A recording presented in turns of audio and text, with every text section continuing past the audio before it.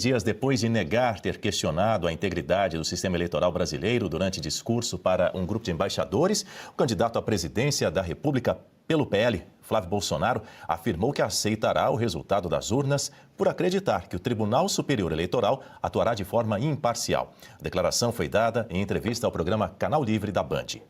Eu vou aceitar, vou concorrer com essas regras e eu tenho certeza que o TSE, diferente de 2022, vai ser um TSE imparcial e que vai tomar todas as providências para que essa eleição ocorra com mais segurança e mais transparência. Porque o maior interessado em que as eleições aconteçam com essa normalidade é o próprio TSE, o que não pareceu que foi em 2022. Quando nós perguntamos, sugerimos que havia, olha, pode investigar isso aqui que eu estou com a suspeita, TSE, você como principal investigado, para a gente tirar a dúvida. Sabe o que aconteceu? Tomou uma multa de 22 milhões. O Bolsonaro rebateu a acusação de que o irmão Eduardo teria pedido as tarifas impostas pelos Estados Unidos contra o Brasil. Você acha agora que o Eduardo tem poder de coerção sobre o presidente dos Estados Unidos? Ele tentou dizer isso para o Brasil. O que ele estava denunciando nos Estados Unidos eram as perseguições, era a falta de liberdade que nós estamos presenciando aqui hoje no Brasil. Isso é inegável, né? Você tem medo de botar alguma coisa em rede social, você não pode falar alguns assuntos aqui, você não pode sair do ar na internet, o programa, se você fala de alguns assuntos que são proibidos, estava lá denunciando isso. Agora, o que o presidente dos Estados Unidos faz, da cabeça dele. Eu fui, no mesmo dia, me posicionar contra a tarifação. E aí esquecem, né? Só falam do Eduardo, que nunca pediu tarifação de produtos brasileiros. Vamos lembrar que esse é um método que o Trump está utilizando com todo mundo. Flávio atribuiu as tarifas ao que classificou como incompetências de Lula. Agora, olha a incompetência do Lula. Ao invés dele negociar, ele xinga os Estados Unidos, ele xinga o governo americano. Foram mais de 62 agressões em 3 anos de mês de governo que o Lula fez aos Estados Unidos ou ao governo americano. Isso é comportamento de alguém que quer sentar e negociar seriamente numa mesa? Berenice Leite, as nossas 6 mil telas querem ouvir você. Olha, acho que os argumentos do Flávio já estão bastante consolidados sobre essa questão, principalmente das sanções, né? E queria voltar ao início das declarações ali durante essa entrevista, porque ele fala justamente sobre o nosso processo eleitoral, né? E olhando nesse ponto de vista, ainda que haja muita desconfiança em torno, né, das caixinhas mágicas, como aqui na seara do YouTube, usam muito esse termo até para evitar que conteúdos caiam, ainda que haja essa desconfiança, ele toca num ponto muito importante que certamente foi o que fez a diferença em 2022. As interferências por parte do Tribunal Superior Eleitoral, que à época estava sendo presidido pelo ministro Alexandre de Moraes. Teve algo que aconteceu, e vocês devem se recordar, com relação à distribuição do conteúdo, né, das campanhas eleitorais. Os partidos entregavam antes diretamente nas rádios esse conteúdo, que era depois veiculado durante o horário da propaganda eleitoral. Em 2022, o processo foi diferente. Os partidos entregavam para o tribunal, né, para o TSE, e o TSE fazia essa distribuição. E houveram várias denúncias de que lá no Nordeste, a campanha, né, a propaganda do Jair Bolsonaro não estava sendo veiculada em principais rádios do interior dos estados nordestinos.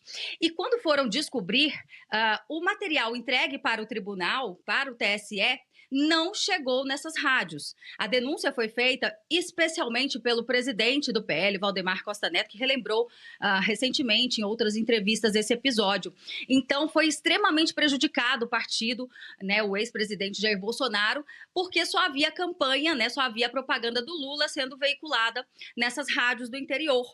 E isso faz muita diferença. É por isso que os partidos fazem coligações e querem ter mais tempo de propaganda.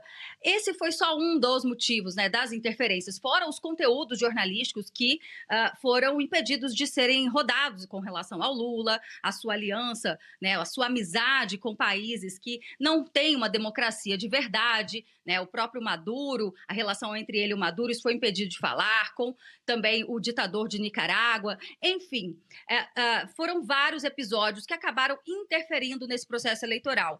E vocês devem se recordar também, né, daquele documentário do Brasil Paralelo que foi impedido de ir ao ar. E vamos ver também como será a questão do filme de Jair Bolsonaro, né, que com todo esse imbróglio aí de financiamento, também, ao que tudo indica, não poderá ser exibido, Daniel. Mas são interferências que acabam atrapalhando, sim, esse pleito e mudando a opinião dos eleitores. Suano. Daniel, indo bem direto ao ponto, sem fazer quaisquer elogios ou quaisquer críticas que seja qualquer candidato, o que o Flávio Bolsonaro trouxe para nós são 2 pontos.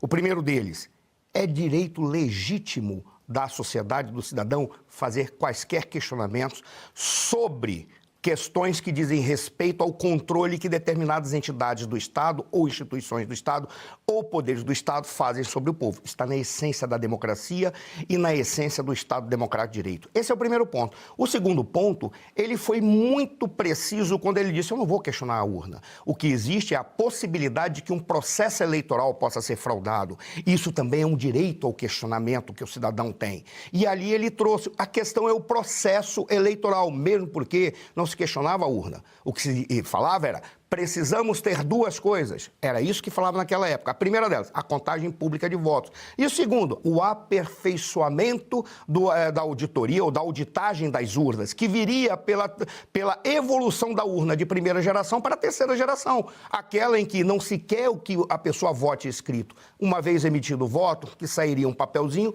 para conferir. E esse voto fosse colocado numa urna para o caso de, numa solicitação de auditagem, haveria um elemento concreto que vai além daquela questão da técnica e informática, que são os dados que estão circulando, que circulam pela rede. É isso que é o detalhe, ou seja, no pendrive, melhor dizendo, o pendrive que vai para o TSE. Essa é a questão. E isso, ele foi preciso, e não vejo nenhum erro no que ele falou. Muito pelo contrário, é uma reivindicação de direito para a sociedade. Na convenção do PL em Santa Catarina, Flávio Bolsonaro chamou Lula de projeto de ditador e declarou que irá demitir o petista. Esse projeto de ditador, que é o Lula, não vai se criar, porque a gente vai demitir ele em outubro desse ano. E se você pudesse ter acesso aos bastidores do Sem Filtro e conversar direto com os comentaristas e âncoras da Oeste?